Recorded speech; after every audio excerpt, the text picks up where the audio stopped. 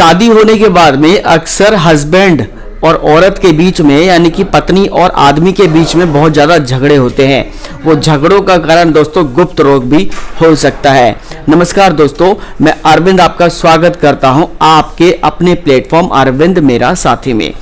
आज दोस्तों मैं इसी विषय को टच करूंगा कि शादी होने के बाद में हस्बैंड और वाइफ के बीच में झगड़े इतने ज़्यादा क्यों होते हैं। क्या इसका कारण गुप्त रोग भी होता है, शारीरिक संबंध भी होता है। अगर आप यस और नो में आंसर सुनना चाहते हैं तो एब्सोल्युटली यस। देखिए, शारीरिक सुख एक बहुत बड़ा ऐसा सुख है जो पत्नी को सिर्फ आदमी से ही मिलता है, पत्नी को सिर्फ अपने हस्बैंड से ही मिलता है और हस्बैंड को सिर्फ अपनी पत्नी से मिल सकता है। ठीक है, अगर इन दोनों के बीच में शारीरिक सुख अच्छे से नहीं है, यानी कि इन दोनों का रिलेशन अच्छा नहीं है, इन दोनों के बीच में प्यार अच्छा नहीं है, बाउंडिंग अच्छी नहीं है, ट्यूनिंग अच्छी नहीं है, तो भले ही हस्बैंड चाहे कितना ही पैसा कमाता हो, कितना ही हेल्दी हो, कितना ही अपनी वाइफ को बोले कि मैं तुमसे प्यार करता हूं, प्यार करता हूं, प्यार करता हूं, लेकिन अगर शारीरिक सुख वो उसको नहीं दे पा रहा है, उसकी जो सेक्सी इच्छा है, उसकी जो शारीरिक इच्छा की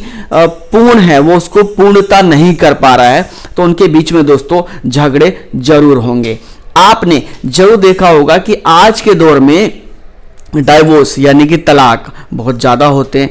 उसका भी दोस्तों एक ये बहुत बड़ा कारण होता है कि उन दोनों परिवार के बीच में बहुत ज़्यादा झगड़े होने लगते हैं और झगड़ों का जो स्टार्टिंग होती है वो यहीं से होती है। सबसे पहले क्या होता है कि जब शादी होती है तो शादी होने के बाद में मान लो हस्बैंड पैसा भी कमा रहा है, हेल्थ भी अच्छी, सब कुछ ठीक है, लेकिन जब वो औरत के पास में जा रहा है, अपनी पत्नी के पास में जा रहा है, तो वहां पे ठीक से वो संबंध नहीं बना पा रहा है। जैसे ही वजाइना के अंदर डालता है तो उसका या तो वीर्य निकल जाता है, या फिर ज़्यादा देर तक टिक नहीं पाता है, या फिर उसका लिंग बहुत ज़्यादा ढीला हो जाता है।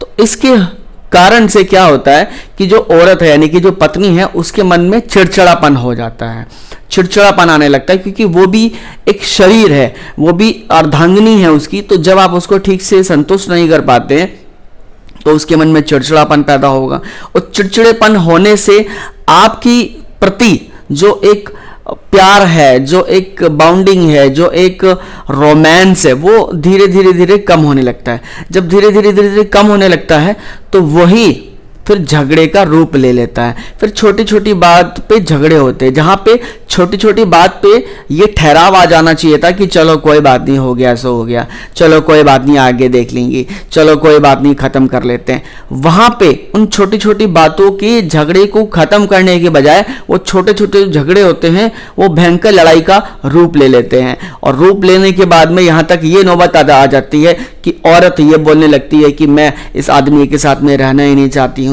या फिर आदमी भी ये बोलने लगता है कि मैं इस औरत के साथ में रहना ही नहीं चाहता हूं। फिर आदमी भी क्या करता है, जब शारीरिक सुख दोनों का ठीक से नहीं बनना होता है तो आदमी भी क्या करता है, वो फिर पेड यानी कि पैसा खर्च करके सेक्स करने लगता है, सेक्स वर्कर के पास में जाता है, वहां पे नए नए तरीके के करने की कोशिश करता है, क्योंकि वहां पे वो पैसा दे रहा है। जब वहां पे पैसा दे रहा है तो उसको मायने नहीं रखता है कि उससे उसे प्यार करना क्या ना, वो तो बस अपनी हवस खत्म करने के लिए जा रहा है। लेकिन जब पत्नी होती है वो हवस करने के लिए नहीं होती है, वो आपको शारीरिक संबंध बनाने के लिए तो होता ही होता है, लेकिन एक प्यार जो उसके बाद में होता है उसकी भी दोस्तों बहुत ज़्यादा महत्वाकांक्षाएं बढ़ जाती है, मतलब वो बहुत अच्छा होता है।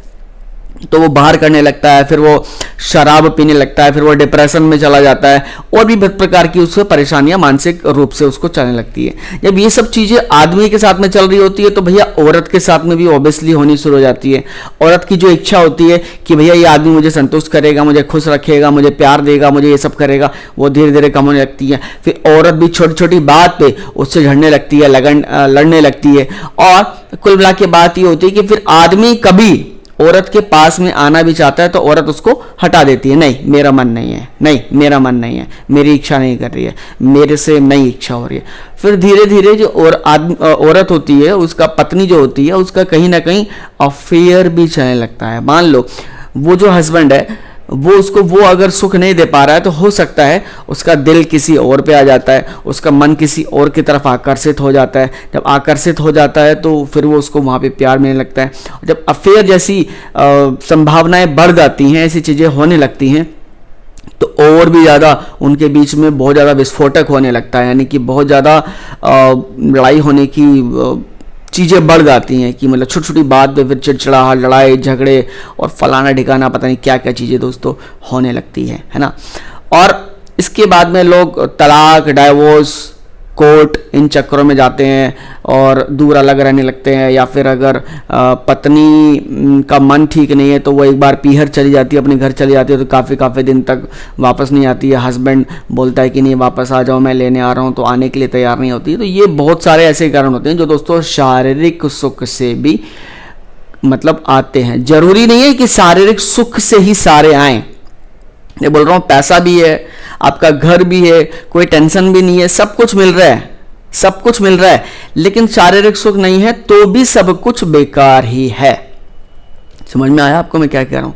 तो शारीरिक सुख होना इसलिए जरूरी है, अच्छे से ठीक से होना है। तो आपका यदि जल्दी झड़ जाता है, जल्दी वीर्य निकल जाता है, आपके अंदर स्टैमिना नहीं है, जोश नहीं है, लिंग छोटा है, या फिर आप जो आपकी वाइफ है उसकी इच्छाएं आप पूर्ण नहीं कर पा रहे हैं और जैसा वो चाहती हैं वैसा आप उसको टाइम नहीं दे पा रहे हैं, जल्दी से आपका निकल जाता है और ये सब चीज़ें हैं, तो आप नीचे दिए गए नंबर पे बात कर सकते हैं, मेरी टीम से बात कर सकते हैं, बिल्कुल फ्री ऑफ कॉस्ट, जिसका हम लोग आपसे बात करने का 1 रुपया भी नहीं लेते हैं। आप हमारी टीम से बात कर सकते हैं।